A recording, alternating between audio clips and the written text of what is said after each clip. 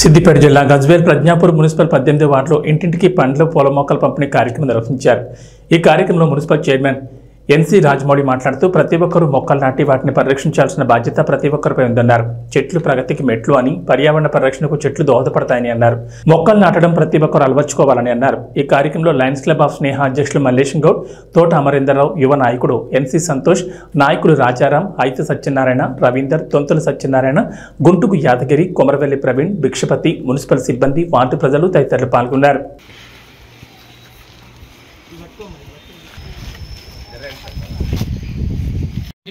మొక్కల పంపిణీ పూల చెట్లు పండ్ల చెట్లు కూడా ఇవ్వడం జరుగుతుంది। చెట్టు అనేది మన ప్రగతికి మెట్టు కాబట్టి 75వ అర్థావరంలో భాగంగా మన గజ్వేల్ ప్రజ్ఞాపూర్ మున్సిపాలిటీలో ప్రతి ఇంటికి కూడా మొక్కలను పంపిణీ చేయడం జరుగుతుంది।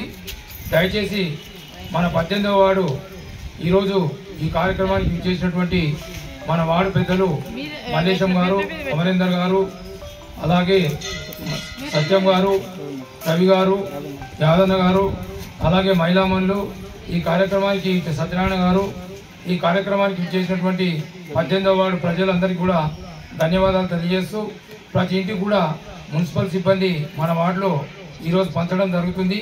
ఇంకా ఎవరికైనా రాకున్నా వారు మున్సిపల్కి వచ్చి తీసుకుపోవాల్సిందిగా కోరుతున్నాను।